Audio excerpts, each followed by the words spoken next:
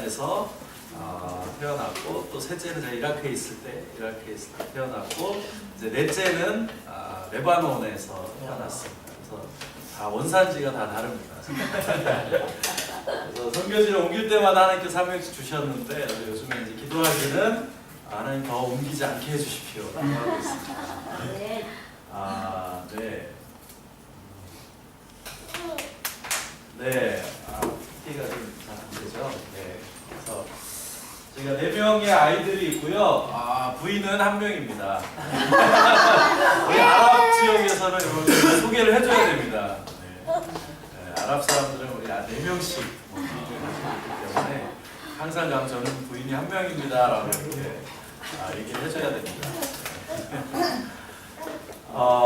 제가 오늘 강의 제목을 듣기로 저는 이슬람에 대해서 얘기를 해달라고 좀 들었는데 맞나요? 아니면 뭐 프리하게 제가 하고 싶은 거예요? 예, 감사합니다. 네. 우리 현장에서 좀 어떤 일들이 일어나고 또 하나님께서 이 이슬람 특별히 아랍 지역에 지금 어떤 일을 행하고 계시는지 난민들을 통해서 좀 실제적인 현장의 이야기들을 중심으로 좀 제가 나누도록 할게요.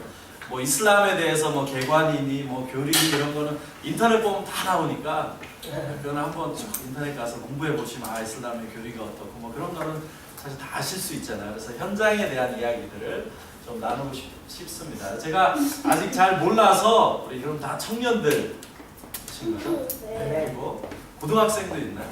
중고등학생? 고등학생? 중학생? 다 선교사가 꿈이에요? 네. 다 선교사가 꿈이죠? 네. 개인적으로 제 간증을 먼저 좀 나누고 싶은데 이제 저는 모태신앙인데 고등학교 때 동생이 다운증후군이었어요. 그래서 동생에 대한 고민을 가지고 하나님이 공평하지 않으시다. 그래서 신앙을 떠났어요. 세상에 다른 진리를 찾아보자. 그래서 열심히 세상에서 다른 진리를 찾았어요. 고등학교 때부터 좀 방황을 했습니다. 근데 대학교 때까지 이렇게 방황을 하고 세상에 다른 진리를 열심히 찾아봤는데 세상 어디에도 다른 진리가 없었고 인생이 너무 공허했어요. 그래서 대학교 때 뭐 우리 어린 친구들이 있어 죄송하지만 매일 술을 먹었습니다. 왜냐하면 이 공허함을 해결할 방법이 없는데 술을 먹으면 그냥 잠깐 뭔가 그 공허함이 없어지는 것 같고, 근데 문제는 다음날 아침에 일어나면 더 공허해지는데 채울 방법이 없으니까 그냥 술을 더 많이 먹으면서 그렇게 대학생 시절을 보냈던 것 같아요. 그래서 이제 인생 정말 벼랑 끝에 있어서 더 이상 소망이 없다. 벼랑 끝에 있을 때 저는 술을 먹다가 예수님을 만났습니다. 네. 술을 먹고 있는데 어떤 친구가 왔어요. 근데 이 친구가 술을 먹지 않아요. 왜 술을 먹지 않냐? 근데 이 친구가 그 자리에서 자기의 간증, 신앙 고백을 저에게 했어요. 나는 예수님을 믿기 때문에 나는 예수님 때문에 내 인생이 너무 행복하다. 술을 먹지 않아도 나는 예수님 때문에 너무 행복하다는 그 짧은 고백을 그 친구한테 제가 듣고 그 순간에 세상 어디에서도 해결되지 않았던 이 공허한 마음에 뭔가 따뜻한 것들이 막 제 마음을 채우는 걸 느꼈고 눈에 보이는 건 아니었는데 이거는 빛이다라는 확신이 들었어요. 그래서 이 빛을 내가 잡지 못하면 내 인생 소망이 없다. 이 빛을 잡아야겠다. 그래서 그 친구를 따라서 교회를 가기 시작했고 그러고 정말 교회에 가서 예수님을 제가 만났습니다. 예수님을 만나고 너무 행복했어요. 근데 어느 순간 또 다른 공허함이 제 인생 가운데 찾아오는 걸 느꼈습니다. 어떤 거냐면 내가 예수님 만나고 구원받아서 너무 기쁜데 그러면 이제 이 남은 삶을 내가 무엇을 위해서 어떻게 살아야 되는지에 대한 꿈과 비전이 없으니까 또 다시 막 인생도 흔들리고 신앙도 흔들리고 막 내가 예수님 너무 사랑해 막 달려가고 싶은데 도대체 어디로 어떻게 달려가야 될지 꿈에 대한 비전이 없으니까 신앙이 막 흔들리고 또 다른 공허함이 제 가운데 온 걸 보면서 하나님 정말 제 인생을 향한 꿈과 비전 제가 알고 싶습니다. 인생을 향한 비전을 놓고 기도를 시작했어요. 그리고 목사님에게 물어봤어요. 목사님 하나님 제일 기뻐하시는 게 뭡니까? 그랬더니 목사님께서 선교다 그러시더라고요. 그래서 여러분 이번에 뭐 일본이랑 터키 선교 가신다라는 걸로 알고 있는데 저도 선교가 뭔지도 몰랐는데 그러면 하나님 제가 선교 가겠습니다. 그리고 단기 선교를 신청을 했어요. 그리고 필리핀에 갔는데 필리핀에 갔을 때 다른 건 하나도 기억이 나지 않는데 거기 계셨던 선교사님의 모습이 너무 충격이었어요. 제가 예수님을 믿고 나서 항상 했던 기도가 있습니다. 뭐냐면 예수님 제가 이 땅에서 예수님 잘 믿고 제 일하면서 예수님 잘 섬기겠습니다. 그렇지만 제가 목사님, 선교사님 이런 풀타임 사역자는 절대로 안 하겠습니다. 시키지 마세요. 매일 기도했어요. 근데 하나님께서 한 번도 제게 그걸 하라고 하신 적도 없는데 혼자 괜히 찔려가지고 매일 기도했어요. 그럼 혹시 그런 기도 하시는 분 계세요? 하나님 그런 사람 제일 먼저 부르십니다. 하나님께서 매일 그런 기도했는데 왜냐하면 제가 그 당시 제 기준으로 목사님들 죄송하지만 선교사님들의 삶을 보면 뭔가 좀 자유도 없는 것 같고 얽매여 있는 것 같고 좀 불쌍하다라는 생각을 했었어요. 나는 저렇게 살지 말아야지. 내 하고 싶은 거 하면서 내가 예수님 그냥 믿고 살아야지 이렇게 생각했는데 선교지에 가서 선교사님의 모습을 보고 정말 충격을 받았던 이유는 불쌍할 줄 알았던 그 선교사님의 모습이 너무 멋있었어요. 왜냐하면 세상 앞에 본인이 달려갈 이 분명한 꿈과 비전을 향해서 당당하게 서서 너무 그 인생을 후회 없이 멋지게 사는 모습이 정말 너무 멋있어 보였어요. 그러면서 제가 어떤 마음이 들었냐면 하나님 저도 저렇게 살고 싶습니다. 저도 세상 앞에 당당하게 멋지게 제 인생 정말 제 달려갈 비전을 향해서 정말 달려가며 후회 없이 살고 싶습니다. 하나님 저도 그 비전을 저에게도 알려주십시오. 그리고 제 인생을 돌아봤더니 우리가 세상에서 사실 우리 마음대로 하고 살고 싶다라고 얘기를 하지만 우리 이제 조금 20대가 넘어가면서 조금씩 이제 인생을 배우잖아요, 그죠? 인생이 우리 하고 싶은 대로 됩니까? 그렇죠. 상황과 환경에 따라서 사실 끌려가는 것 같을 때가 많잖아요. 그래서 제가 하나님 정말 제 인생 저렇게 살고 싶습니다. 제가 하나님 앞에서 비전을 따라 제 인생 디자인하면서 정말 멋지게 저렇게 살고 싶습니다. 저에게도 비전을 주십시오. 그리고 돌아와서 정말 인생을 놓고 기도하기 시작했어요. 멈춰서서 어디로 갈지도 모르는데 무조건 달려가는 게 중요하지 않잖아요. 하나님 제 인생을 비전 주십시오. 목숨 걸고 기도하면서 그때 인생을 놓고 기도하는 가운데 하나님께서 창세기 12장 아브라함을 부르신 그 말씀을 저에게 주셨어요. 그냥 특별한 사건이 아니라 그 말씀을 읽는데 그 말씀이 정말 제 인생을 향해 주신 말씀이다라는 확신이 제 마음을 부어줬어요. 돌아와서 목사님께 목사님 하나님께서 이 말씀을 주셨는데 이게 어떤 말씀입니까? 그때 목사님께서 형제 축하해. 하나님께서 형제를 선교사로 부르셨어요. 그래서 정말 두려웠어요. 제가 정말 두려웠지만 동시에 정말 기뻤습니다. 왜냐하면 내 인생을 걸고 달려갈 이 비전이 생겼다라는 것이 정말 너무 기뻤어요.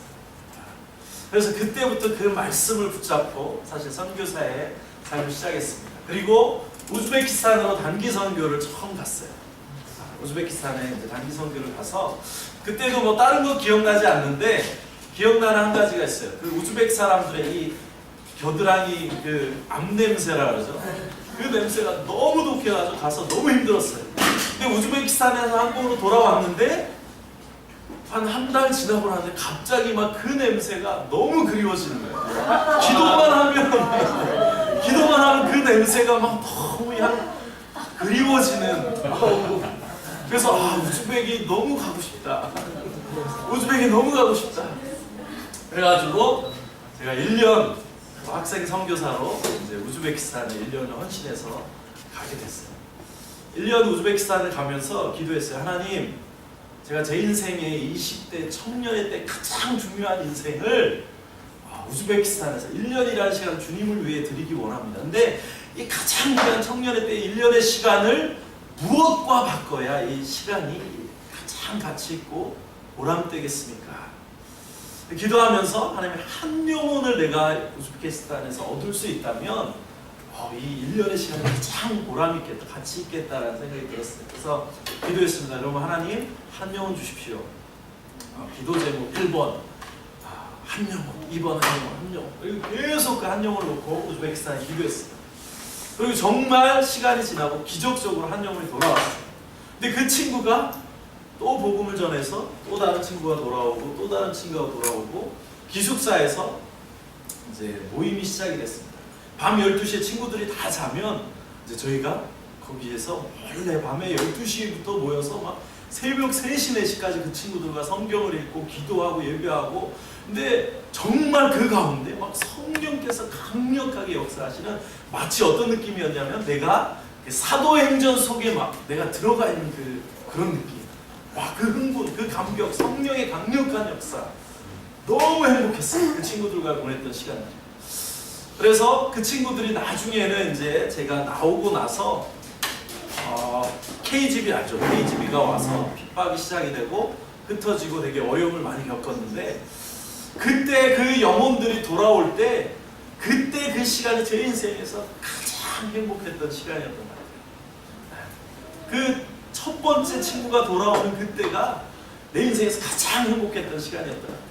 저희 큰딸이 이름이 기쁨입니다. 왜 기쁨이라고 적겠습니까?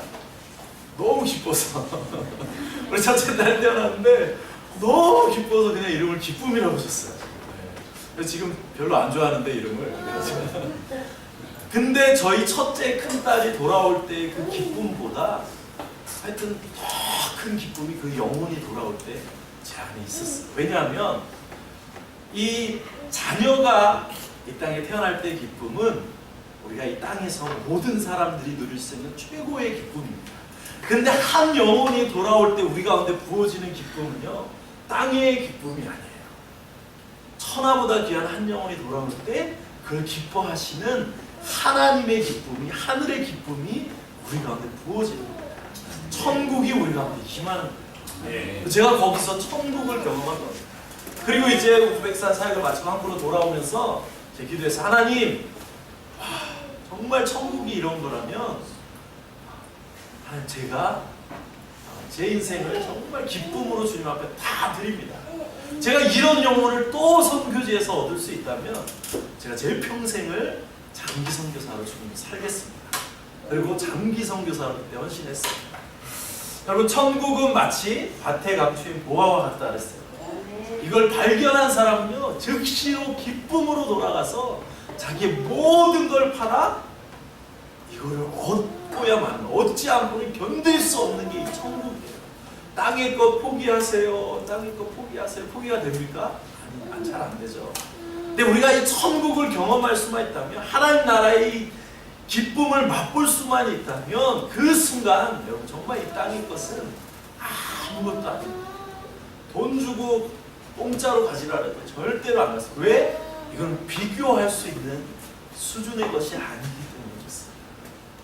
그 천국을 저는 저 선교지에 있는 그 한 영혼을 통해서 발견했어요. 그리고 기쁨으로 제 인생을 주님 앞에 드리고, 지금까지 제가 그 한 영혼을 장기로 사역하지만 지금도 마찬가지입니다. 하나님, 평생을 들여 또 요르단에, 이라크에, 레바논에, 시리아에 한 영혼을 얻을 수 있다면 제 삶이 후회가 없겠습니다. 여러분, 우리 인생은 가장 소중합니다. 그렇죠? 이 가장 소중한 여러분의 생명을 여러분 무엇과 바꾸시겠습니까? 이 세상 돈과 명예와 바꿀 수 있겠습니까? 하나님 앞에 우리가 다 설 건데 무엇을 가지고 여러분 하나님 앞에 서시겠습니까? 그러니까 세상의 성공을 가지고 하나님 뭐라 그러시냐면, 어차피 이 세상 전부가 내 거다. 하나님, 제가 많은 일을 못했지만 정말 이 열방인 한민족, 한 영혼 제가 기도하며 단기 선교로 주님 섬겼습니다. 가장 귀한 주님 주신 이 생명을 하나님 가장 사랑하시는 한 생명과 바꿨습니다. 한 생명을 위해 제 생명을 드렸습니다. 주님, 부족하지만 받아주십시오. 아마 부끄럽지 않게 주님 앞에 우리가 설 수 있을 것 같습니다. 한 번뿐인 인생, 우리 인생은 가장 소중하고, 특별히 청년의 때는 가장 소중하고 가장 아름답기 때문에 정말 우리가 가장 귀한, 가장 가치 있는 일을 위해서 후회 없이 사셔야 됩니다. 정말 기도하면서 여러분 무엇을 위해 사실지, 어떻게 사실지 정말 우리 비전을 놓고 우리가 이때 고민해야 될 줄로 믿습니다. 그래서 여러분 이때에 벌써 이 비전을 갖고 또 좋은 목사님, 좋은 교회 만나서 또 선교를 갈 수 있다는 것은 정말 큰 특권입니다. 그렇죠? 고등학교 때부터 한다면 더 좋겠죠? 그렇죠? 네. 정말 특권입니다. 청년은 특권이에요. 청년은 특권입니다. 여러분 레바논에 가면 우리 성경에 뭐라 하냐면 주의 권능의 날에 새벽 이슬 같은 청년들이 즐거이 헌신한다 그랬잖아요. 거룩한 옷을 입고 즐거이 헌신한다. 그래서 우리가 이 말씀을 어떻게 해석하죠? 청년들은 새벽 이슬 같아. 그래서 엄청 맑고 깨끗하고 순수하고, 청년들이 맑고 깨끗하고 순수합니까? 네. 한번 솔직히 얘기해 봅시다. 자, 선교사님 살고 있는 요르단, 이 레바논 중동에 가면 너무 좋은 게 뭐냐면 성경이 쓰여진 배경과 문화와 그게 그 성경이 쓰여진 성경의 땅이잖아요. 성경을 읽으면 성경이 그냥 막 자연스럽게 이해가 돼요. 와우. 그래서 이게 무슨 의미냐면 중동은 레바논에 1년 내내 비가 오지 않아요. 그죠? 근데 보면 풀이 있고 나무가 있고 막 이런 푸른 식물들이 자랍니다. 1년 내내 비가 안 오는데 어떻게 그런 게 자라겠어요? 일교차가 심하기 때문에 새벽이 되면 이슬이 맺힙니다. 그럼 풀들이, 나무들이 그 작게 맺혀있는 그 이슬을 먹고 그 척박한 광야 가운데서도 살아나는 겁니다. 그러니까 새벽 이슬 같은 청년이라는 의미는요, 강인한 이 야성을 의미하는 겁니다. 우리가 이 청년의 때에 비록 미래가 보이지 않고 불투명하고 가진 것이 없고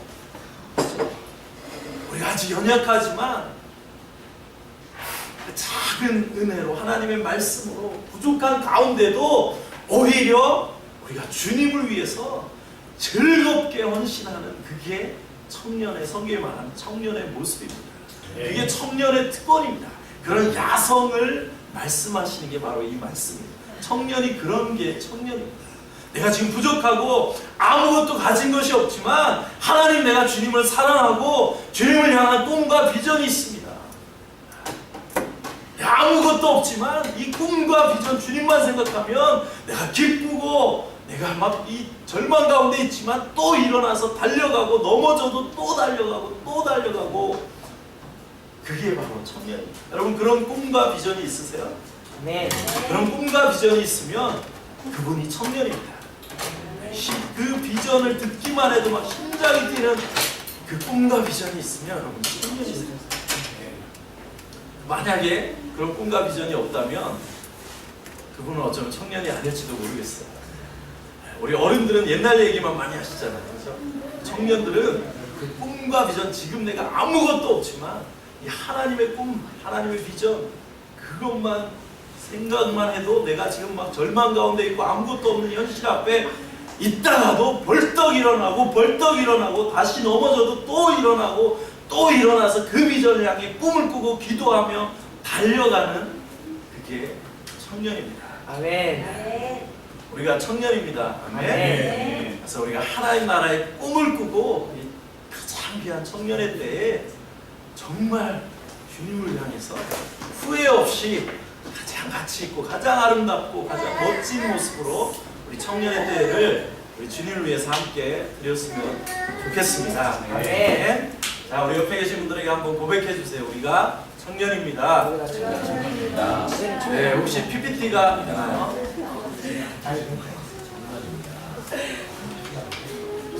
PPT가 아니고요.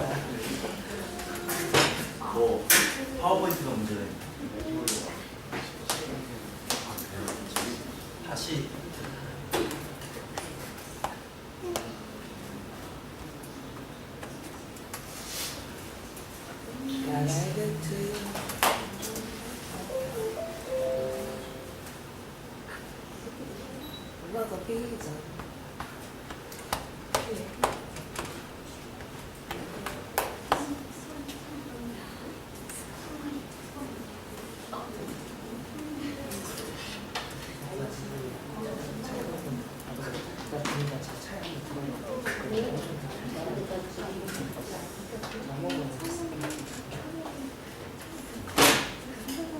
또 안 돼요.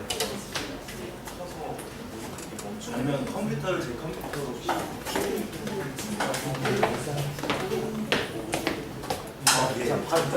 자, 우리 화장실 갔다 오고 한 몸 좀 가니까. 네. 제가 한번 들려드릴게요. 정말 잘 따라하는. 안녕하세요.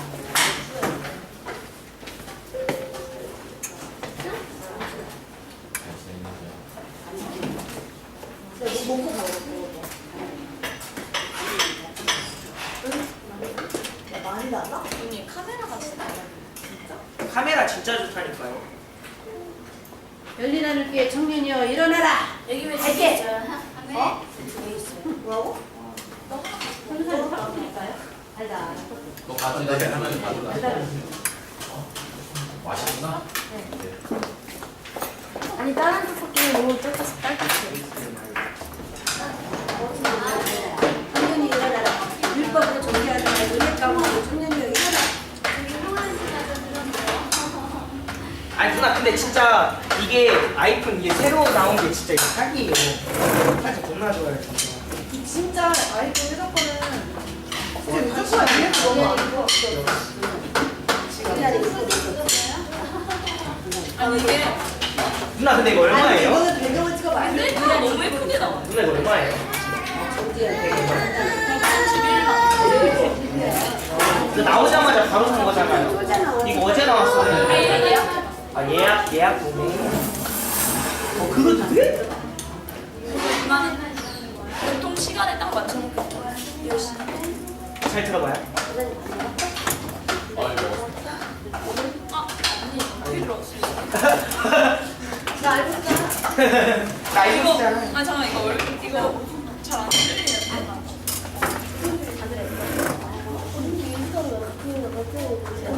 들리네. 언니 얼굴 아니야. 내 얼굴을 찍고 언니가 가고 아니다 아닌데 이거 잘 들어봐요. 핸드폰 열려져 있다고. 잘 들어봐요. 아기 너무 잘 따라하지 않아요?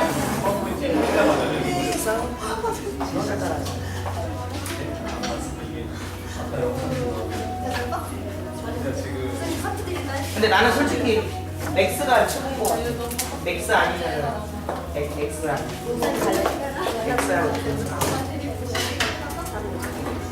시험 끝나고 일주일에서 3주 이게 화질이 더 크다 진짜. 시험 기회 끝나면 가지. 너 갖고 와야지.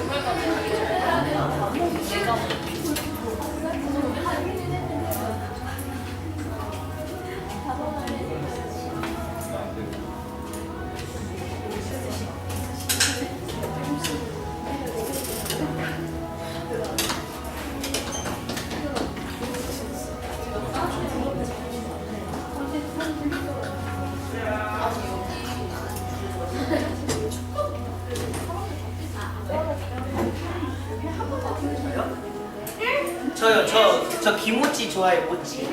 네, 딸 김모찌. 저는 딸 김모찌가 좋습니다. 딸 김모찌. 맛있잖아. 나도 먹방식으로 왔냐?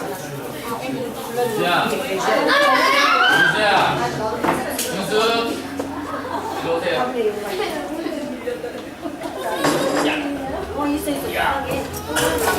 누나, 알은 어떻게 생겼어요? 여기 잠깐. 누나 뒤에 카메라 보면 2개 돼요. 듀얼 카메라 아니에요? 아, 그러네. 알은 카메라 하고 맞아. 아예 카메라 하나에다가 그냥 아이폰처럼 생겼어요. 알은. 이거 뭐지?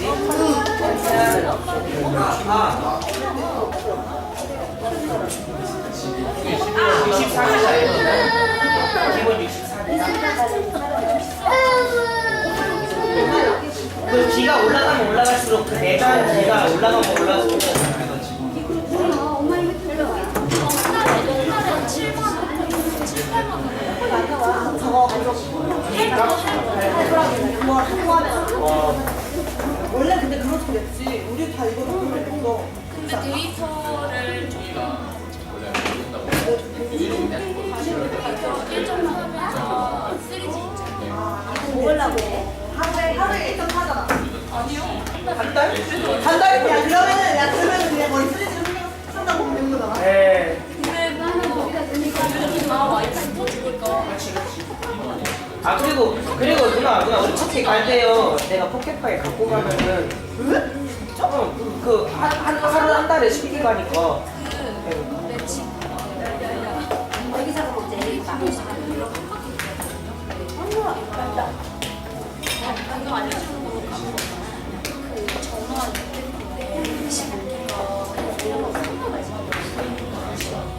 근데 그 통신사마다 다른 거가 많은데. 아니 공항에서 나오고 편지 유시나 하는 말 있다.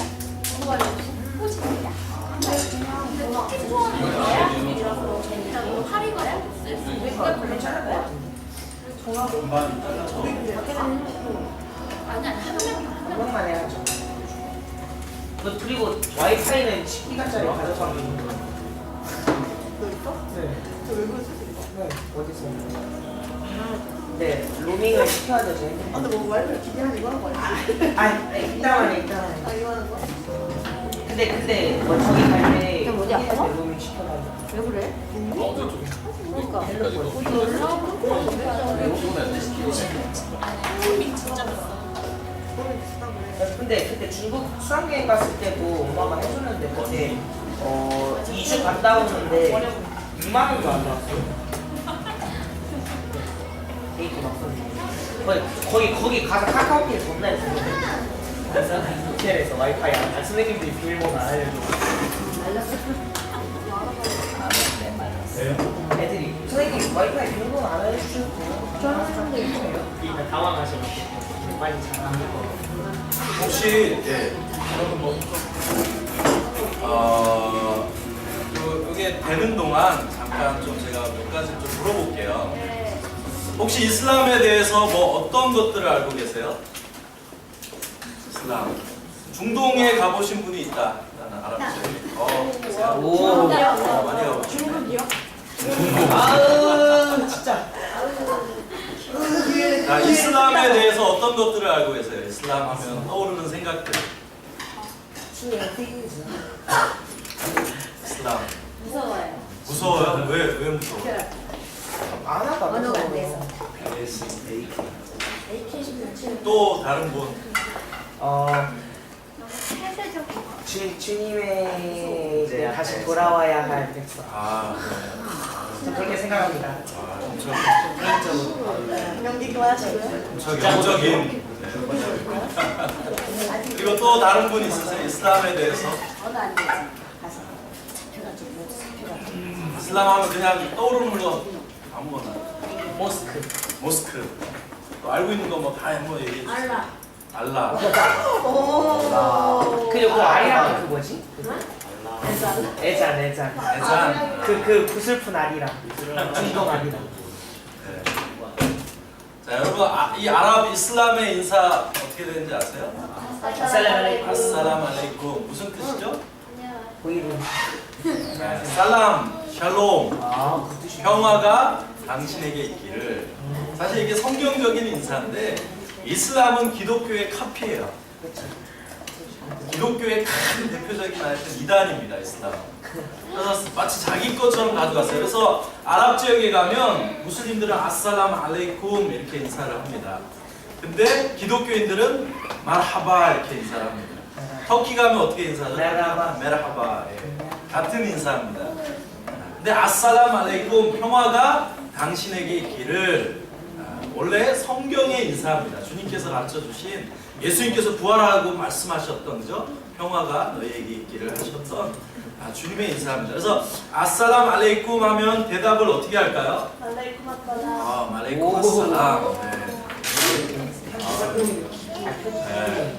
그리고 아랍 사람들이 인사할 때 그냥 말로 인사하지 않습니다. 그죠? 어떻게 인사하죠? 아랍 인사. 여기다가 뽀뽀. 네, 뽀뽀를 어떻게 하나요?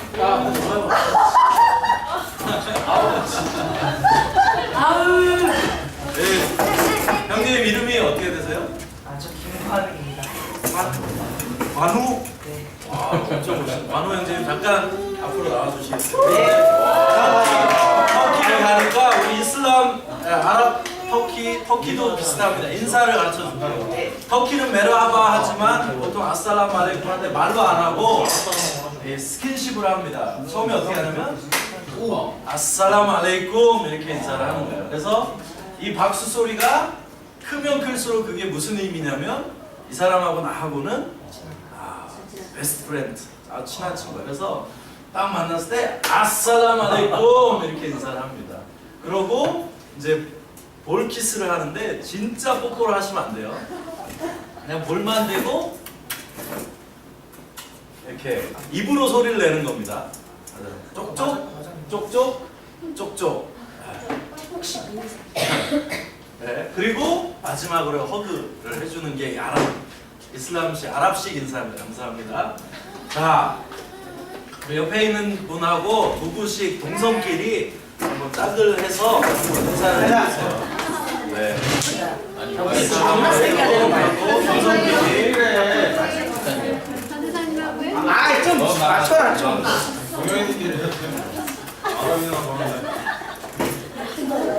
자, 그래서 특별히 아랍 지역에는 우리 이성끼리는 절대로 인사를 안 합니다. 여러분이 터키를 가서 만약에 남자들이 우리 한국도 자매들이 너무 이쁘니까 막 인사를 하려고 하면 어떻게 하면 좋을까요?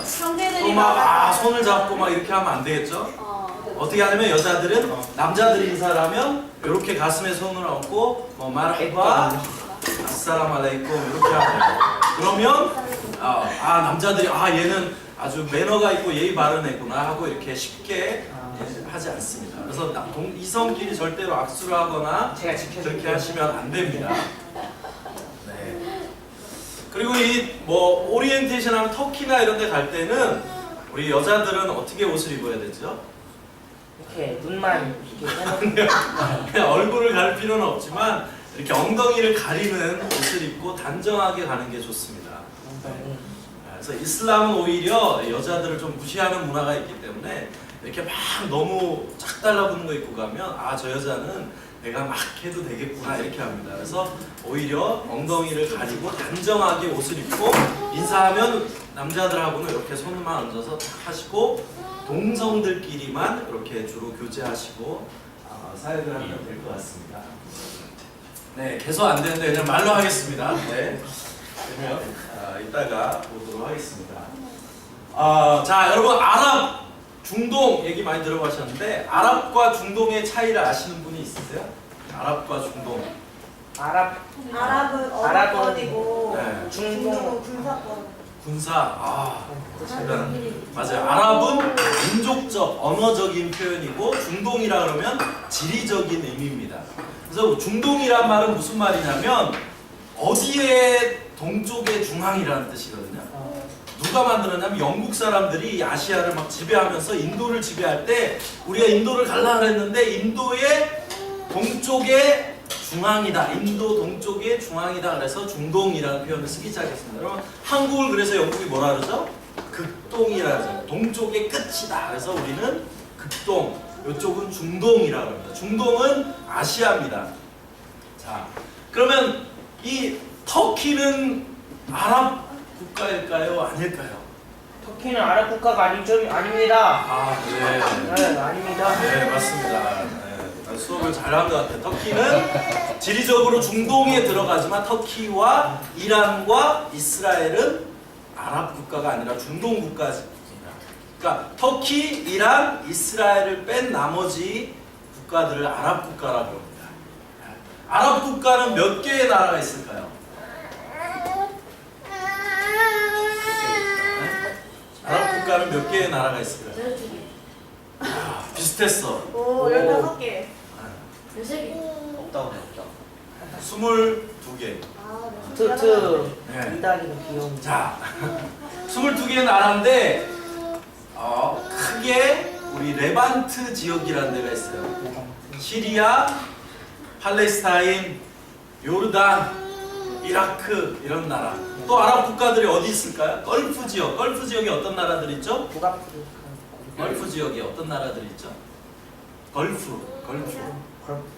사우디아라비아 산유국, 카타르, 쿠웨이트, 맞아요. 네. 아랍에미레이트, 요 걸프 지역, 그죠? 산유국 잘 사는 나라들, 걸프 지역. 아까 레반트 지역은 어디라 그랬어요? 요르단, 시리아, 이라크, 팔레스타인 이런 나라들, 그죠? 성경에 나오는 비옥한 초생딸 지역. 그리고 그 다음에 북부 아프리카. 북부 아프리카에 어떤 나라들이 있을까요? 모로코, 튀니지, 이집트, 마그립 3국. 우리 시험 문제 잘 나오는데 마그립 3국. 알제리, 모로코, 튀니지. 그죠? 거기에 모리타니아. 들어봤죠? 그리고 또 한 나라가 있어요. 여러분이 알지 못하는 코모로스라는 나라가 있어요. 네. 수단도 아랍 국가입니다. 지부티. 그래서 아랍어를 사용하고 무슬림, 이슬람을 믿는 그 사람들을 아랍 국가예요. 아랍 국가는 22개 나라. 자, 그러면 이슬람 국가는 전 세계에서 몇 개가 있을까요? 이슬람을 국교로 하는 나라는 전 세계에서 57개의 이슬람 국가가 있어요. 이슬람의 인구가 어떻게 될까요? 많아요. 많죠. 16억. 단일 종교로는 이슬람이 현재 세계에서 최대 종교예요. 그렇죠? 우리 기독교도 뭐 14억, 13억. 근데 이슬람도 많이 볼 데는 17억, 뭐 적게 보면 13억 이렇게 보기도 하는데 어쨌든 이슬람이 단일 종교로는 전 세계에서 제일 큰 종교입니다. 와, 그럼 어떻게 이슬람이 세계에서 제일 큰 종교가 됐을까요? 자, 이슬람의 뿌리는 어디 있을까요? 이슬람 뿌리. 이슬람이 어디서부터 태어났을까?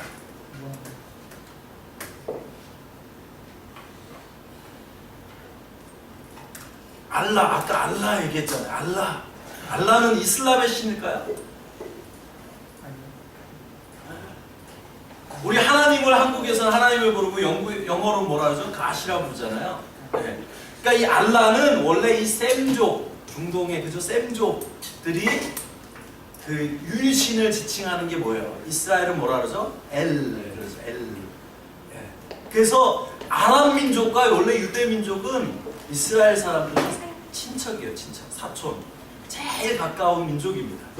그래서 아랍어로는 일라입니다. 일라. 성경에 보면 여러분 아람어라는 거 예수님이 돌아가시기 전에 뭐라고 기도하셨죠? 일라히 라마 사박다니. 이게 아랍어랑 거의 비슷합니다. 일라히 하면 나의 하나님. 그래서 아랍어로도 일라입니다. 일라. 근데 알라는 더 가시라는 뜻이에요. 그럼 이슬람 이전의 아랍 사람들은 하나님을 알라라고 불렀죠. 지금도 기독교인들은 하나님을 알라라고 표현합니다. 그러니까 이슬람 이전부터 이 셈족들이 부르던 하나님의 이름이 알라였어요. 근데 그걸 이슬람이 마치 자기 신인 것처럼 만들어버려서 이슬람은 원래 사우디아라비아에서 그죠? 메카라는 지역에서 살던 부족민들이었어요. 거기 메카는 어디냐면 사막에서 막 상인들이 다닐 때 쉬어가는 휴게소 같은 거, 사막의 휴게소 같은 거. 그래서 이 상인들이 다니면서 자기 신을 거기에 메카에 다 모셔놓고 지나가다가 우리 안전을 지켜주세요 기도하고 가는 그런 지역이었어요. 그래서 이 메카라는 지역에 365개의 잡신들이 있었어요. 365개의 신들이 있던 곳이 메카였습니다. 그 중에 힘이 제일 센 신이 알라였다라고 얘기를 해요. 근데 이 무함마스, 이슬람을 만든 사람이 누구죠? 무함마스는 되게 착한 사람이었다. 의로운 사람, 자기의 민족을 너무 사랑했는데 이 아랍 사람들이, 사우디에 있는 이 사람들이요, 막 365개의 신을 믿고 부족끼리 서로 죽이고 싸우고 납치하고 막 엄청나게 싸웠어요. 그래서 이 사람이 되게 의로운 사람이었는데 삼촌을 따라서 예루살렘까지 상인, 무역을 하는 사람이었어요. 삼촌을 따라 어려서부터 다니면서 예루살렘에 가봤더니 누가 있었어요? 유대인들이 있었고, 그 다음에 또 누가 있었어요? 기독교인들이 있었고. 근데 그 사람들은 싸우지도 않고 너무 멋지게 사는 겁니다. 그래서 야, 저 사람들은 왜 저러고 우리 민족은 왜 이렇게 서로 싸우고 죽이고 난리를 치냐 봤더니 저 사람들은 유일신을 믿고 우리는 365개의 이 신들 다 신을 믿으니까 그렇구나. 그래서 이 사람이 기독교 이단들, 수도승들, 유대교 수도승들을 찾아다니면서 다 배워서 그걸 나름 정리해서 쓴 게 꾸란입니다. 꾸란. 그래서 꾸란은 성경의 90% 이상이 성경의 카피예요. 자기가 주워 들은 얘기를 막 정리했어요. 그래서 되게 막 조잡하고 틀린 부분도 많고, 예수의 어머니 마리아와 이 모세의 언니가 이제 뭐죠? 누나 마리암이 막 헷갈리기도 하고 너무 많은 오류들이 사실 꾸란에 있어요. 자기가 주워 들은 얘기를 다 쓴 겁니다. 근데 기독교 이단들하고 교류를 하면서 잘못 배웠어요. 그러면서 뭐라 그러냐면, 야, 너희 기독교인들은 삼신을 믿는구나. 삼신을 어떻게 생각하냐면 알라, 그 다음에 예수님, 근데 무슬림들은 뭐라 하냐면 마리아, 이렇게. 그러니까 성령님이 아니라 알라, 예수님, 마리아. 그래서 뭐라 하냐면 너희 기독교인들은 삼신을 믿는 종교야, 이렇게 얘기를 합니다. 그러니까 기독교 이단들하고 그러면서 잘못 배운 거죠. 그래서 자기가 그거를 자기 나름대로 정리해서 자기의 부족으로 돌아와서 자기 민족을 위한 사실 종교를 만들었어요. 유일신 사상을 만들었어요. 근데 그래서 막 전쟁을 통해서 이제 막 확장을 한 겁니다. 그래서 유대인들에게 가서 야, 내가 선지자다 얘기했더니 유대인들이 네가 무슨 선지자, 엄청 핍박했어. 그래서 꾸란에 보면 처음에는 야, 기독교인들은 성경의 성서의 백성들이다. 너희가 알지 못하면 기독교인들한테 배워, 이렇게 했어요. 근데 막 기독교인들이 나중에 네가 무슨 선지자냐 막 핍박하니까 나중에는 또 뭐라고 썼냐면 이 기독교인들은 이교도들이야. 유대교들은 원숭이고 기독교인들은 이교도들이야. 이들을 죽여라. 칼로 목을 베라. 이런 게 꾸란에 있어요. 그러니까 막 조잡한 거예요. 그래서 자기 민족을 위해 사실 만든 종교인데 이게 전쟁을 통해서 막 확장이 되고 사우디아라비아와 걸프 지역과 이 시리아와 이 지역을 확장하고 북부 아프리카로 넘어가고 그 다음에 어떻게 되냐면 실크로드를 통해서 동으로 오면서 어디까지 왔어요? 막 이 중앙아시아 스탄 그죠? 거기도 다 무슬림이잖아요. 그 나라까지도 이제 전쟁을 통해서 이슬람화되고 막 동진을 하다가 어디서 멈췄냐면 중국에서 멈춘 거예요. 근데 중국에 누구에게 멈췄냐면 회족이라는 사람들 들어봤어요? 회족. 중국의 회족 들어봤어요? 중국에 가면 회족이라는 사람들이 있어요. 이게 이슬람을 한자로 표기하면 회라 그러거든요. 회교.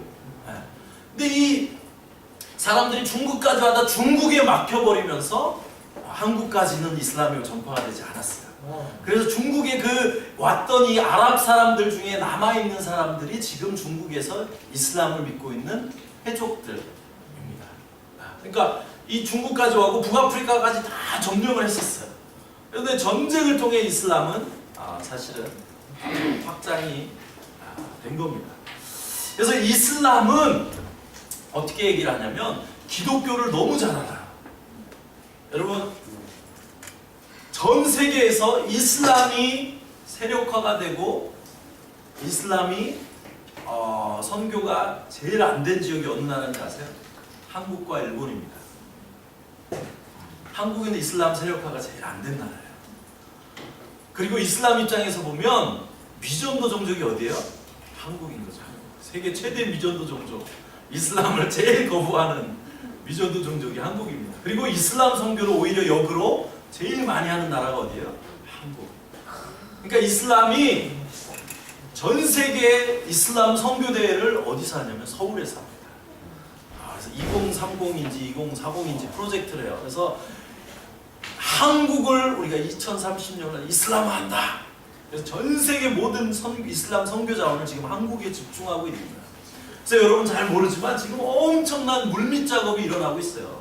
이슬람은 돈이 엄청 많아요. 사우디아라비아의 한 달 선교비가 전 세계 교회 1년 선교비보다 많습니다. 이거 엄청나게 돈이 많죠? 그걸 가지고 한국에 지금은 이슬람이 한국에 와서 아무 말도 안 하고 조용히 밑에서 한국에 와 있는 이슬람 선교사가 3만 명이에요. 한국에 전 세계 나가 있는 선교사가 27,000명인데 나와 있는 선교사만. 그리고 이슬람은 성직자의 구분이 없어요. 모든 무슬림들이 다 상인으로 일을 하면서 사역하는 선교사들이에요. 그러니까 3만 명의 공식 선교사를 빼고는 훨씬 많죠. 근데 이 사람들이 지금 각 분야에서 일을 하면서 어떻게 하냐면 돈으로 사실 모든 분야에 지금 이슬람이 물밑 작업을 하고 있습니다. 그래서 우리 EBS나 SBS 보면 항상 이슬람 다큐멘터리 막 나오잖아요. 이슬람은 평화의 종교다. 이슬람은 좋은 종교다. 그러니까 돈으로 그렇게 해서 이슬람을 포장하는 겁니다. 이슬람은 평화의 종교야. 아니요. 무슬림들은 정말 착해. 근데 이슬람은 평화의 종교가 아니에요. 왜냐하면 기독교 역사에도 십자군처럼, 그죠? 막 하나님의 이름으로, 십자군의 이름으로 막 전쟁을 했던 사람들이 있어요. 부시 대통령도 옛날에 막 전쟁하면서 하나님 막 이름으로 전쟁하고 그랬잖아요. 근데 문제는 그 사람들은 변태. 변태 뭔지 알아요? 이상한 사람들이 막 갑자기 튀어나온 변태들이고, 성경은 절대로 그거를 지지하지 않아요. 근데 이슬람은 꾸란은 뭐냐면, 뭐가 문제냐면 꾸란 자체가 이 전쟁과 거룩한 성전과 이거를 지지합니다. 이교도들의 목을 쳐라. 아랍어로 보면 목을 베라. 근데 한국어로 꾸란이 번역될 때 꾸란은 여러분 아랍어로 된 것만 꾸란으로 인정이 돼요. 한국어나 영어나 다른 언어로 된 건 꾸란으로 인정을 안 해요. 그거는 번역서, 해설서라 해요. 그거는 해석이 가능한 거예요. 그래서 한국어로 된 거는 뭐냐? 목을 쳐라인데 아랍어는 한국어로는 뭐라고 표현하겠냐면 목을 때려라 이렇게 다 바꿔놨어요. 그리고 한국어로 된 꾸란을 읽어보면 성경의 용어들을 그대로 다 카피해서 똑같이 하는. 그러니까 모르는 사람들이 막 꾸란을 읽으면 야 이거 뭐 성경이랑 똑같네. 용어도 똑같고 뭐 좋은 말도 있고 뭐 목을 잘라라인데 목을 잘라라가 아니라 목을 때려라 이렇게 번역을 해놓으니까 이제 모르는 사람도 뭐 꾸란 좋은 거네 이렇게 할 수 있어요. 그러니까 의도적으로 다 그렇게 바꿔놓은 겁니다. 그래서 지금 이 사람들이 캠퍼스마다 여러분 한국에 지금 모스크들이 세워지고 있는 거 알아요? 여러분 대학교들을 위해서 캠퍼스를 왜 기도해야 돼요? 캠퍼스에도 교수님들 연구 자금, 학교 자금이 다 어디서냐면 이슬람이 다 돈을 내줘요. 처음에는 그냥 돈을 줘. 그러면 나중에 어떻게 하냐면 야 우리 너네 학교에 우리 무슬림 아이들이 공부하고 있는 애들이 한 몇 명 있는데 너네는 채플 있잖아. 근데 너네는 일주일에 한 번 기도하잖아. 우리는 하루에 5번 기도하니까 우리 채플에서 기도할 수 있게 해줘. 그럼 당연히 안 된다 그러죠. 그럼 뭐라면 그럼 우리도 모스크 하나 짓게 해줘. 그래서 지금 서울도 그렇고 캠퍼스마다 모스크가 지금 다 세워지고 있어요. 지방자치단체도 돈을 다 지원하고 있어요. 그래서 뭐 인천이니 뭐니 다 지금 모스크들이 세워지고 있는 거예요. 여러분 예전에 뭐 수쿠쿤이 혹시 뭐 관심이 없을 수도 있겠지만 뭐 수쿠쿤이 할랄 단신이 막 뉴스에 많이 나왔잖아요. 이게 다 이슬람에 와서 돈으로 지금 물밑 작업을 모든 분야에서 다 하는 겁니다. 교육, 미디어, 뭐 모든 분야를 이슬람이 돈으로 지금 꽉 잡아서 이슬람을 막 되게 미화시키는 일을 하고 있는 거예요. 그래서 교과서에 대한 얘기도 들어봤죠. 이슬람을 교과서에 보니까 6페이지에서 이슬람을 설명해요. 애들이 배우는 교과서에. 근데 기독교, 카톨릭 이런 건 다 모아가지고 한 페이지로 끝내버립니다. 그러니까 모든 분야에서 지금 이슬람이 사실 들어오고 있어요. 그래서 교회들마다 무슬림들이 막 찾아와. 무슬림이 찾아와서 뭐라 하냐면 나는 예수님 너무 사랑한다 그래요. 그럼 교회에서 어떻게 생각하냐면 저 형제가 예수님 믿었다, 개종했다 그래요. 그리고 막 찬양도 하고 예수님 너무 사랑한다 그래요. 그리고 또 교회에서 어떻게 하냐면 교회 왔더니 한국 교회 또 이쁜 자매들이 많잖아. 근데 또 이슬람이 아랍 무슬림들이 잘생겼잖아. 그러니까 또 교회 와서 자매들이랑 막 결혼을 하는 거야. 근데 돌아가 봤더니 첫째 부인이 그 나라에 있고 이게 이슬람의 공공연한 선교 전략이에요. 여러분 이슬람 무슬림들은요 절대 외국인을 첫째 부인으로 맞아들이지 않습니다. 여러분 오해하시면 안 돼요. 그래서 많은 사람들이 사실 이게 문제가 돼서 막 CTS나 이런 뉴스에도 나오고 절대 외국인을 첫째 부인으로 들이지 않습니다. 근데 그 사람은 왜 예수님을 사랑한다고 했냐? 개종해서 그런 게 아니에요. 우리가 이슬람을 너무 모르는 거예요. 그 사람은 예수님을 선지자로서 너무 존경하고 너무 사랑해서 나는 예수님을 사랑한다고 얘기하는 거예요. 예수님 찬양도 다 해요. 근데 십자가, 죽음, 부활, 예수님 하나님의 아들, 예수님 하나님 아니시다. 요거는 절대로 인정을 안 합니다. 요게 이슬람이에요. 예수님은 죄가 없으시고 선하시고 기적을 베푸신 위대한 선지자. 내가 예수님을 선지자로 너무 사랑해. 그렇지만 예수님은 구원자가 아니고 하나님의 아들 아니고 십자가에 죽지 않으시고 부활하지 않으셨어. 이게 이슬람이 말하는 예수님에 대한 표현입니다. 그러니까 우리가 오해를 하면 안 됩니다. 예수님을 선지자로 너무 사랑하는 거예요. 개종에서 그렇게 얘기하는 게 아니에요. 그러니까 사실은 우리가 이슬람을 이제 정말 알 필요가 있어요. 왜냐하면 지금 이슬람이 사실은 이 한국 우리도 코빗까지 왔어요. 지금 물밑 작업을 다 해놨어요. 한국 사회도 이제 조금 있으면 이슬람이 아마 공개적으로 이제 드러내면서 한국 사회에 많은 이제 이슬람 포교하고 이런 활동들을 할 겁니다. 정말 이슬람을 알아야 돼요. 그리고 하나님께서 지금 이 이슬람을 전 세계 가운데 난민이라는 걸 통해서 흩뜨고 계세요. 왜냐하면 여러분 모든 민족의 복음이 증거되면 우리 주님께서 다시 오십니다. 그죠? 성경에 말할 때 중요한 게 있어요. 마지막 때, 그죠? 이스라엘 백성들이 돌아오는 것. 그죠? 지금 돌아오고 메시아니악 주들이 엄청나게 많고 그 다음에 뭐냐면 모든 민족의 복음이 증거되는 이 두 가지가 가장 중요한 핵심 컨디션입니다. 뭐 전쟁과 전쟁, 기근, 난리 뭐 그거는 하나의 상황들이에요. 그걸 보고 예수님 오신다 그러면 위험해질 수 있어요. 그거는 그냥 현상들이고 그걸 보면 놓치는 채지만 예수님이 오시는 절대 조건, 절대 컨디션은 뭐죠? 모든 민족의 복음이 증거되는 거예요. 유대 백성들이 이스라엘 백성들이 다시 돌아오는 고토로 돌아오는 것과 모든 민족의 복음이 증거되는 거예요. 모든 민족의 복음이 증거되는 주님이 오시는데 지금 모든 민족의 이 복음이 흘러서 전 세계를 돌아서 한국을 지나 중앙아시아 지금 스탄 여러분 스탄 나라들 아시죠? 카자흐스탄도 지금 선교사를 엄청 보내죠. 저기 본 김상선 목사님이 무슨 아까 집회하는데 강사로 오신데 그 카자흐스탄의 알마티 은혜교회는요 엄청난 교회. 거기서 선교사들이 막 지금 중동으로 엄청 많이 나와 있어요. 그리고 여러분 몽골 선교받은 지 얼마 안 된 몽골이 지금 그리스도인 대비 선교사를 가장 많이 파송한 나라가 몽골입니다. 기마부대. 이미 중앙아시아도 선교사들을 보내고 있어요. 몽골은 이미 뭐라는 우리는 선교사 필요 없다. 우리가 선교할 수 있도록 도와줘라. 중국 교회 엄청나게 지금 선교사 보내기 시작했고요.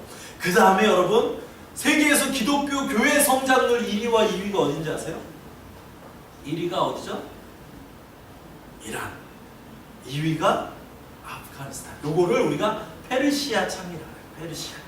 이제 중앙아시아 스탄을 넘어서 이란과 아프가니스탄이 세계 기독교 교회 성장률 1위, 2위예요. 이란에 엄청난 부흥이 있어요. 터키에만 이란 교회가 100개가 넘어요. 터키 가보시면. 거기 터키에 나는 이란 사람들은 대부분 그리스도입니다. 엄청난 부흥이 이란에 있어요. 그리고 이제 마지막 남은 이 아랍창, 아랍 이슬람, 우리가 어렵다 힘들다 했지만 이 땅 가운데 하나님의 지금 이 전쟁과 이걸 통해서 놀라운 부흥의 역사가 아랍 지역에 또 일어나고 있습니다. 그러니까 지금 이 하나님의 역사의 중심에 누가 있어요? 아랍 이슬람, 무슬림.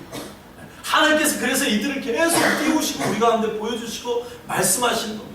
그래서 유럽 교회로 보내셔서 잠자고 있는 유럽 교회를 깨우시고 이 난민들, 선교사들이 갈 수 없는 이란, 이라크, 시리아, 예멘, 아프가니스탄 이 사람들을 유럽으로 보내셔서 막 거기서 복음을 듣게 하시고 유럽 교회를 일으키시고 호주, 캐나다, 미주로 보내서 복음을 듣게 하시고 미주 교회들을 일으키시고 한국도 우리는 이슬람 관심이 없고 상관도 없어 우리는 안전해 막 이러고 있었는데 갑자기 예멘에 막 상상할 수 없는 방법으로 500명을 보내서 하나님 한국교회 안에 또 이들을 계속 드러내시는 겁니다. 하나님께서 지금 그들 가운데 일하고 계시기 때문에 교회를 향해 주님이 계속 말씀하시는 거예요. 여러분 성경을 보면 민족의 대이동이라는 사건 이후에 하나님의 놀라운 역사가 일어납니다. 출애굽 사건 이후에 뭐가 있었죠? 구속의 역사가. 그죠? 바벨론 포로에서 돌아오면서 성전이 재건됩니다. 그리고 우리 역사 시간에 배웠을 텐데 게르만 민족이 막 대이동을 하면서 로마 제국이 붕괴가 되면서 신생 유럽 국가들이 그죠? 프랑스, 독일 이런 나라들 세워지면서 뭐가 일어났죠? 종교 개혁이 일어나면서 주님 교회를 또 새롭게 하시는. 그러니까 민족의 대이동이라는 사건 이후에 하나님 놀라운 역사가 있어요. 근데 지금 인류 역사에 유례 없었던 전 세계 난민들이 그냥 전 세계를 막 떠돌고 있어요. 아프리카에서, 중동에서. 시리아 인구 2,500만 중에 1,000만 이상이 절반 가까운 사람들이 지금 난민을 떠돌고 있습니다. 이건 인류 역사에 없었던 엄청난 일이에요. 그러니까 하나님께서 지금 이 일들을 가운데 우리가 하나님의 분명하신 계획과 하나님의 어떤 일하심을 교회들이 분별하고 깨어서 기도하면서 그 가운데 적극적으로 정말 대응을 해야 되는 때입니다.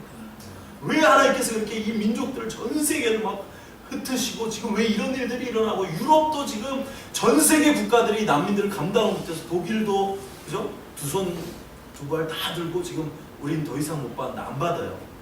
유럽도 지금 포기했고 전 세계가 지금 이걸 감당을 못하고 있는 일들이 일어나고 있습니다.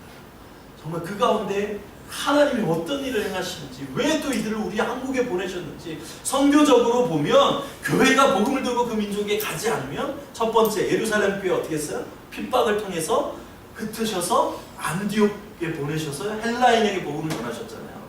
핍박을 통해 교회를 흩으시거나 아니면 두 번째 그 민족을 우리 가운데 보내시는 거예요.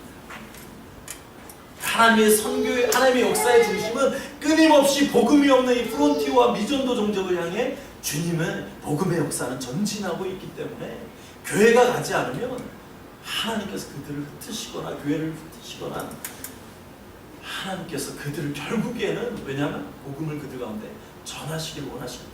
지금 이 아랍 이슬람 가운데 하나님께서 놀랍게 일하고 계십니다. 우리가 이 이슬람을 이제는 정말 주목해야 돼요. 한국 교회도 이슬람은 우리와 상관없는 먼 나라 이야기가 아니에요. 정말 잘 아셔야 돼요.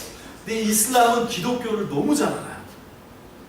왜냐면 기독교 이단, 성경이 카피이기 때문에 자 이슬람의 신학의 핵심은 뭐냐면 왜 기독교가 잘못됐는지를 잘 증명하는 게 이슬람이에요. 기독교가 잘못됐다는 전제가 성립이 돼야 우리가 이슬람의 당위성이 나오는 거예요. 무슨 얘기냐면 자 기독교에 어떻게 하냐면 유대인들은 그렇죠? 모세를 통해 구약을 줬는데 유대인들이 변질시켰어. 그리고 다시 예수님 이 그리스도 기독교인들을 통해 예수님을 통해 신약을 줬는데 기독교인들이 하나님을 삼신으로 바꿔버렸어. 잘못됐어. 성경이 변질됐어. 그래서 최후로 아랍 민족을 택하셔서 우리 무함mad을 통해서 꾸란을 주셨고 우리는 그 꾸란을 지키는 선민의식이 있고 미션이 있는 게 우리 아랍 민족이야. 이렇게 얘기를 하는 거예요. 그러니까 기독교를 너무 잘 알아요. 기독교가 왜 잘못됐는지 기독교가 왜 근데 우리는 문제는 뭐냐면 우리는 이슬람을 너무 몰라. 그러니까 막 이슬람이 다가오는데 교회가 막 두려워하고 당황하고 어떻게 할지 모르고 여러분 이슬람은 두려워할 필요가 없습니다.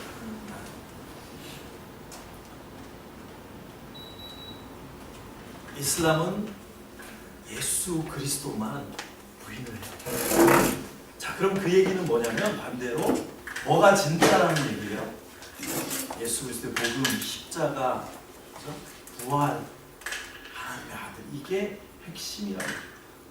사단이 다른 거는 오케이 예수님 좋으신 분, 위대한 분, 기적도 베푸시더라. 근데 십자가 노, 죽음 노, 하나님 아들 노 결국 뭔 얘기예요? 반대로 그게 핵심이라는 거예요.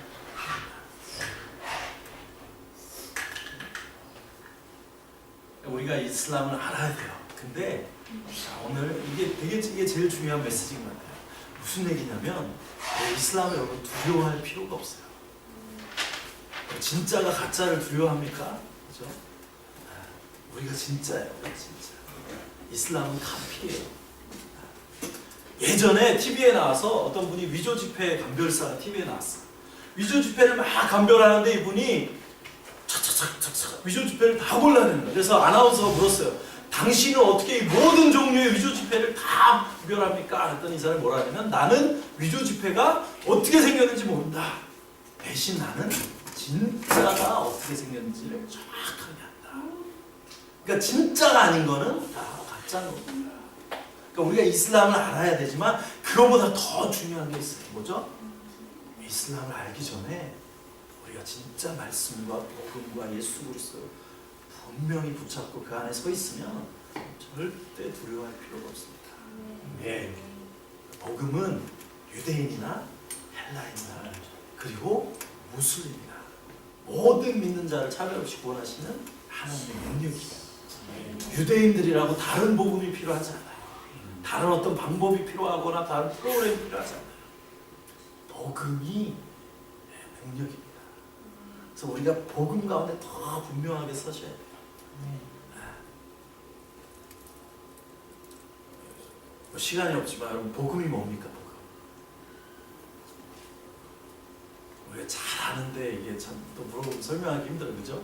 다 잘 아시는데 친구들이 막 복음을 전하는데 친구들이 그러는 거야. 야 바빠. 뭐 그래서 뭔 얘기하는데 복음이 그래서 뭐야? 한마디로 얘기해. 짧게 얘기해. 그럼 뭐라 그러시겠어요? 나 시간 없어. 바빠. 길게 얘기하지 마. 복음이 뭐야? 뭐라 그러시겠어요? 복음은 예수 그리스도. 정답입니다. 복음은 예수 그리스도. 어디에 나와 있죠? 복음의 교과서라고 말하는 로마서 1장에 제일 먼저 사도 바울이 선포하고 로마서 시작하면 뭐라면 나는 이 복음을 위하여 택정함을 받았는데 이 복음은 그죠? 하나님께 육신으로는 다윗의 혈통에 나셔서 부활하셔서 능력으로 하나님의 아들이 되셨고 그 다음에 성결의 영으로는 죽은 자 가운데 부활하셔서 하나님의 아들로 인정되셨으니 곧 그리스도 예수시라. 이 핵심은 이 문장은 뭐냐면 복음은 곧 그리스도 예수다. 육신으로는 다윗의 혈통, 성결의 영으로는 부활하셔서 살아나신 하나님의 아들로 되신 요거는 딱 삽입 그죠? 공부를 잘하면 키워드를 잘하는 거죠. 문장은 복음은 곧 우리 주 예수 그리스도시다. 사도 바울이 선포하고 로마서를 이제 시작하는 겁니다. 복음은 예수 그리스도세요. 복음은 사형리가 잘못된 건 아니에요. 사형리가 아니에요. 어떤 이론이 아니에요. 복음은 예수 그리스도 그분 자신이 복음입니다. 그분의 성품, 그분의 사랑, 그죠?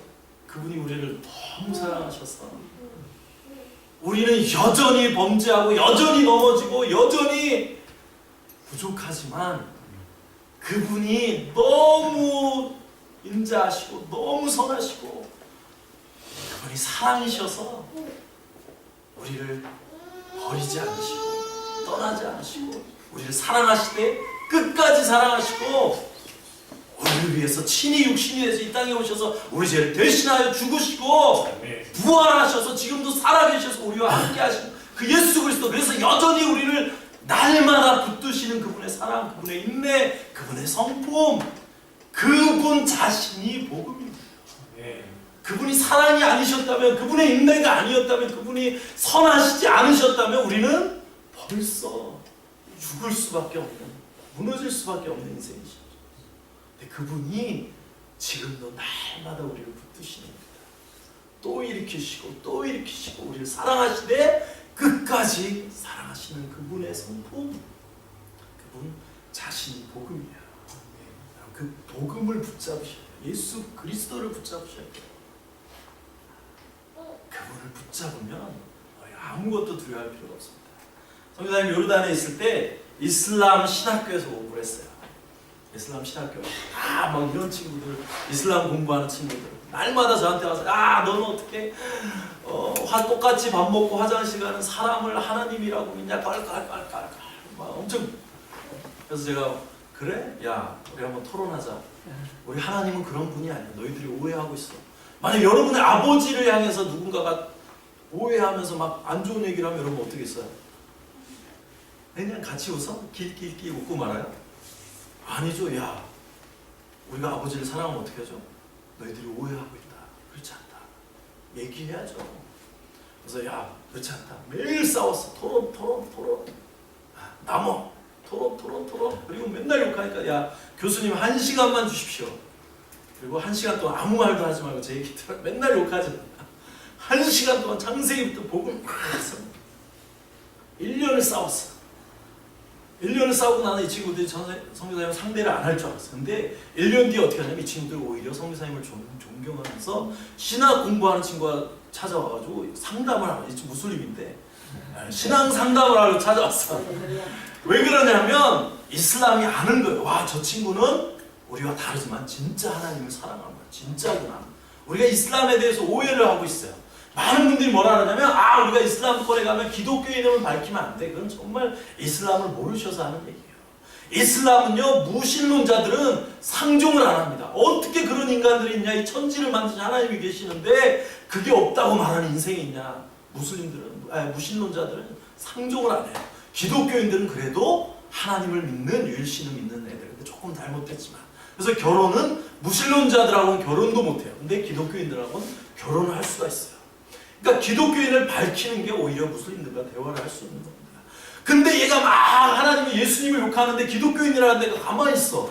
우리가 막 싸우고 공격하는 게 아니잖아요.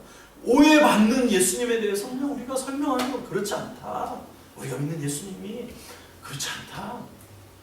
그러면 우리가 그거에 설명하면 이 친구들이 뭐라 하면 가만히 있어. 기독교인인데 막 밝히지도 않고 숨기고 나는 기독교인도 아니야. 막 그럼 뭐라 하면 쟤는 가짜야. 이런다. 그래서 기독교는 안 돼. 어떻게 자기가 믿는 하나님을 욕하는데 자기가 믿는 하나님에 대해서 쟤는 아무 말도 안 하냐? 쟤는 가짜야. 이렇게 생각합니다.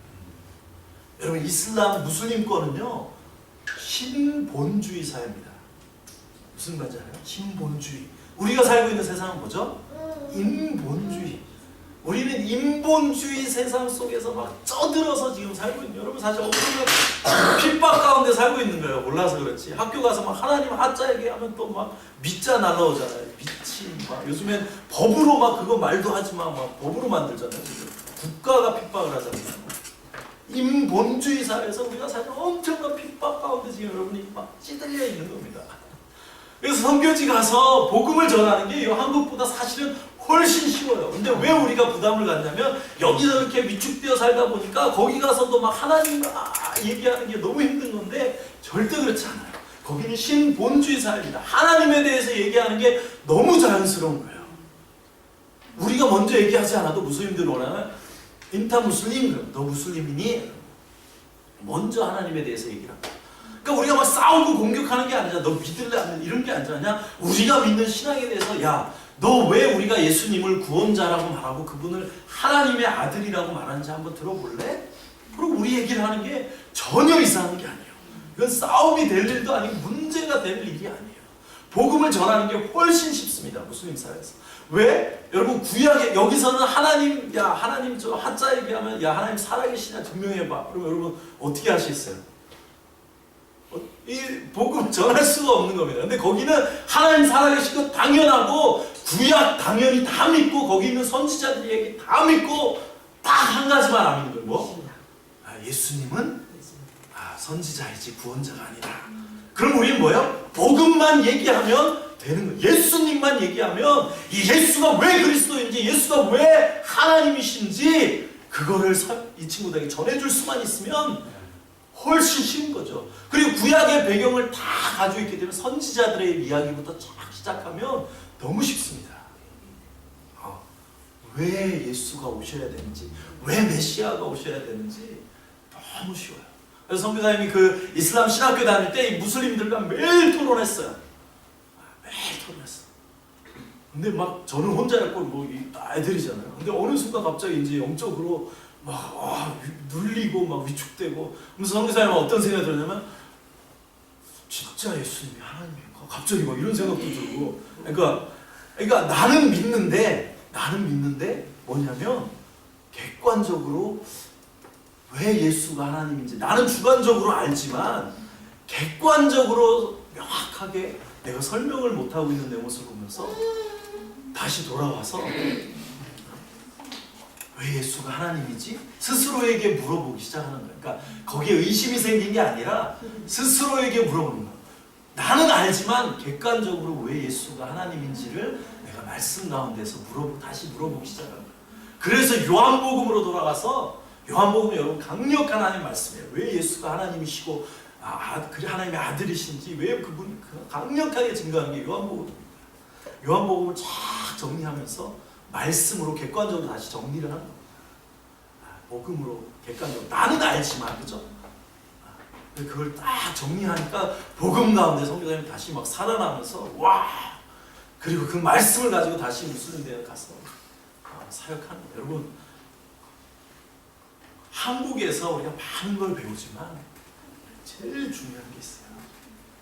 예수 그리스도에 대한 분명한 확신, 십자가에 대한 분명한 확신 이 말씀에 근거한 분명한 확신이 없으면 어쩌면 이슬람이 다가올 때 우리가 다 어떻게 보면 무너질지도 몰라요. 그렇지만 예수 그리스도 다른 거 내가 조금 몰라도 예수 그리스도 십자가 부활에 대한 분명한 확신이 복음 가운데 여러분이 서 있으면요 절대로 무너지지 않습니다. 그 복음이 능력이 돼서 우리를 살리고 결국 그 복음이 저 무슬림들도 살리는 능력이 됩니다. 네. 성경에 답이 다 있어요.